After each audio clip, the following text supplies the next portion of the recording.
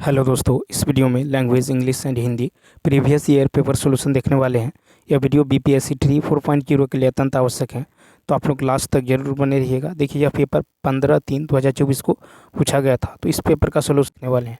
तो चलिए शुरू करते हैं। देखिए, फर्स्ट है कि which of the following sentences contains a gerund. तो यहाँ पे राइट आंसर हो जाएगा डी ऑप्शन।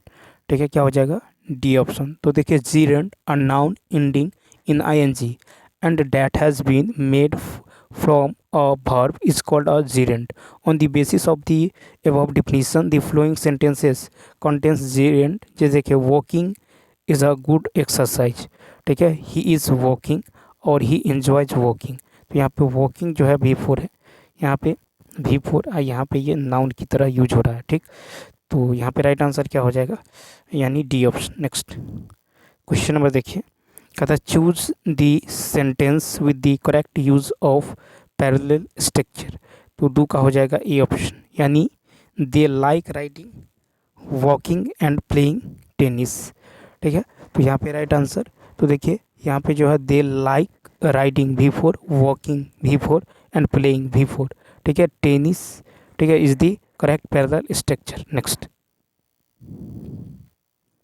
कहता कि which of the following sentences is correct in the terms of subject verb agreement. तो तीन का हो जाएगा बी ऑप्शन। क्या होगा? Neither of the girls is going to the party.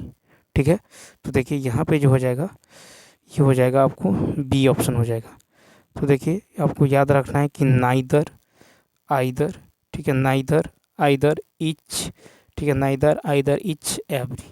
ठीक है, every plus of plus noun. ठीक है, प्लस ऑफ प्लस नाउन या प्रोनाउन। ठीक है, नाउन या प्रोनाउन यानी प्लुरल फॉर्म में हो तो वर्ब यहाँ पे लगेगा सिंगुलर। वर्ब कैसा आएगा? तो वर्ब यहाँ पे आ जाएगा सिंगुलर। ठीक है, तो therefore neither of girls is going to the party, he is the only correct sentence in the option. ठीक है, तो यहाँ पे राइट आंसर क्या हो जाएगा? बी ऑप्शन, यानी neither of the girls is, ठीक है, going to the party. Next question number देखिए, नेक्स्ट है कि which of the following is a complex sentence. तो चार का होगा सी, यानी after he finished his work he went to play. तो फोर का हो जाएगा आपको सी ऑप्शन। ठीक है, तो देखिए he finished his work and went to play sentences, ये हो जाएगा आपको compound sentence. They brought him in, ये होगा सिंपल सेंटेंस। ठीक है, तो यहाँ पे राइट आंसर हो जाएगा आपको, ये हो जाएगा after he finished his work dependent clause and he went to play, ये होगा इंडिपेंडेंट क्लाउज। ठीक है, यानी कॉम्प्लेक्स। नेक्स्ट क्वेश्चन में देखिए, फिर है कि choose the sentence with the correct use of the superlative degree. तो फाइव का होगा बी ऑप्शन, यानी दी शबरा डेजर्ट, दी, देखिए the Sahara desert is the hottest place on earth. ठीक है, तो फाइव का क्या हो जाएगा? बी ऑप्शन हो जाएगा।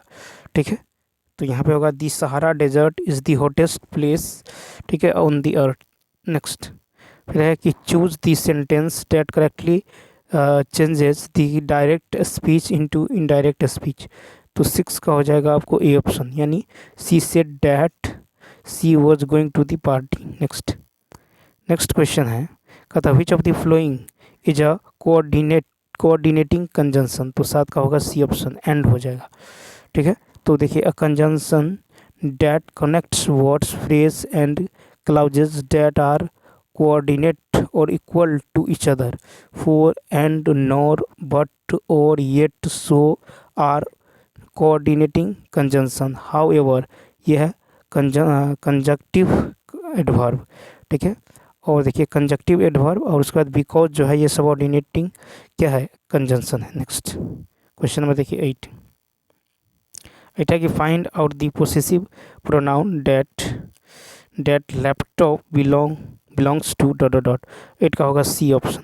तो देखिए after preposition to the objective case is used, hence the correct sentence is them. तो यहाँ पे जो हो जाएगा, ये हो जाएगा दी लैपटॉप। ठीक है, दी लैपटॉप बिलोंग्स टू देम। 8 का हो जाएगा आपको सी। नेक्स्ट 9 देखिए, यहाँ पे पैसेज है, कहता जापान एक छोटा द्वीप है, यह चीन से पूर्व में स्थित है, जापानी बड़े परिश्रमी होते हैं। ये लोग खूब साफ रहते हैं, उनका घर एक सुंदर फुलवारी सा लगता है। ये उन अपने देश के लिए जो है सब कुछ करने को तैयार रहते हैं। आज संसार जो है जापानी मालों से भरा है, ये लोग सभी चीज़ों बनाते हैं। जापानी नवयुवक हम दूसरे देशों में जाकर पढ़ते हैं और अपने देश में कल कारखाने खोलते हैं। ठीक है, वहाँ की जलवायु बहुत ठंडी नहीं है, इसलिए यह देश हरा भरा रहता है। जापानी लोग भात और मछली खूब खाते हैं। अब देखिए क्वेश्चन है कि जापानी नवयुवक दूसरे देशों में जाकर क्यों पढ़ते हैं। 9 का सी, अपने देश में कल कारखाने खोलने के लिए। ठीक है, नेक्स्ट फिर है जापानी लोग सभी चीज़ें क्यों बनाते हैं, तो डी ऑप्शन। ठीक है, तो जापानी लोग जो परिश्रमी होते हैं, ठीक है, साथ ही वे अपने देश में आकर जो है अपने देश के लिए सब कुछ करने को तैयार रहते हैं। ठीक है, नेक्स्ट क्वेश्चन देखिए, फिर है जापानी लोगों की विशेषता, तो 11 का होगा डी ऑप्शन। तो देखिए जापानी लोग परिश्रमी, साफ सुथरे और देशभक्त होते हैं। जापानी का घर एक सुंदर फुलवारी सा क्यों लगता है, 12 का सी, तो खूब साफ रहने की आदत के कारण। नेक्स्ट देखिए, फिर जापान हरा भरा क्यों रहता है, 13 का सी, जापान की जलवायु बहुत ठंडी नहीं है। नेक्स्ट क्वेश्चन देखिए, फिर कहता है द्वीप शब्द का अर्थ है, तो 13 का हो जाएगा, ठीक है, सी ऑप्शन। नेक्स्ट देखिए 14 है कि द्वीप शब्द का अर्थ, तो ए ऑप्शन। द्वीप का अर्थ क्या है, तो यहाँ पे होगा स्थल का वह भाग जो चारों ओर जल से घिरा हो। ठीक है, नेक्स्ट क्वेश्चन नंबर 15 है। क्वेश्चन नंबर देखिए, यहाँ पे दूसरा पैसेज है कि मनुष्य के जीवन में सबसे अच्छा समय लड़कपन है। इस समय मनुष्य को किसी प्रकार की चिंता नहीं होती। माँ बाप उसको बड़े प्रेम से पालते हैं, जहाँ तक कि चलता है, ठीक है, जहाँ तक कि चलता है जिसको वे आराम देते हैं। केवल इतना ही नहीं कहता, अपनी संतान के लिए, सुख के लिए, ठीक है, जहाँ तक जो है चलता है उसको आराम देते हैं। ठीक है, अपनी संतान के सुख के लिए माता पिता जो है बहुत कष्ट सहते हैं। दुख की बात यह है कि कुछ लोग माता पिता के त्याग और सेवा को भूल जाते हैं, उन्हें दुख पहुंचाते हैं। ऐसे लोग समाज तथा देश का कल्याण नहीं कर सकते। अब देखिए कहता है कि प्रस्तुत गद्यांश जो है शीर्षक है, तो 15 का होगा सी ऑप्शन, यानी जीवन का सुनहरा समय लड़कपन। नेक्स्ट है कि गद्यांश में काले शब्द ऐसे लोगों का क्या अर्थ है, 16 का ए, जो अपने माता पिता के त्याग और सेवा को भूलकर उन्हें दुख पहुंचाते हैं। नेक्स्ट है कि मनुष्य को किसी प्रकार की चिंता कब नहीं होती है, 17 का सी, लड़कपन में। नेक्स्ट है कि दुख की बात क्या है, तो 18 का हो जाएगा आपको डी ऑप्शन। ठीक है, तो दुख की बात यह है कि माता पिता ने उन्हें पाला है, प्रेम दिया है, अपना सर्वस्व न्यौछावर किया है। ठीक है, उनके बच्चे उनकी सेवा और त्याग को भूल जाते हैं, उन्हें दुख पहुंचाते हैं। 19 फिर कहता है कि मनुष्य के जीवन का सबसे अच्छा समय, 19 का बी ऑप्शन, लड़कपन। नेक्स्ट है कि माता पिता स्वयं बहुत कष्ट क्यों सहते हैं, 20 के ए, तो वह अपनी संतान के सुख के लिए। नेक्स्ट फिर है 21 है कि अध्यात्म शब्द का में कौन सा उपसर्ग है, 21 का ए, अधि, अध्यात्म शब्द में। तो देखिए अध्यात्म शब्द का संधि विच्छेद होगा अधि जोर आत्म, क्या होगा, अधि जोर आत्म, अधि जोर आत्म, अध्यात्म। ठीक है, तो यहाँ पे अधि जोर आत्म अर्थात आत्म का आधिपत्य। ठीक है, इस संदर्भ में अधि क्या उपसर्ग है। नेक्स्ट क्वेश्चन फिर है 22 है अकर्मक क्रिया है, तो देखिए 22 अकर्मक क्रिया है, 22 का डी ऑप्शन। तो देखिए जिस क्रिया का फल कर्ता पर पड़े उसे अकर्मक क्रिया, जिस क्रिया का फल कर्ता पर पड़े उसे अकर्मक क्रिया कहते हैं। ठीक है, तो विकल्प में पीटना और सोना अकर्मक क्रिया है। ठीक है, तो पीटना और सोना क्या है, तो यहाँ पे जो अकर्मक क्रिया है, जबकि पाना जो है सकर्मक क्रिया है। नेक्स्ट फिर है कि राम ने रोटी खाई, इस वाक्य में किस कारक के चिन्ह का यह प्रयोग हुआ है, 23 का होगा बी, कर्ता कारक। राम ने रोटी खाई, इस वाक्य में राम ने जो है सप्रत्यय, ठीक है, सप्रत्यय या प्रसर्ग सहित कर्ता कारक है, 24। नेक्स्ट क्वेश्चन देखिए, कहता है कि गुणवाचक विशेषण, 24 का होगा ई ऑप्शन।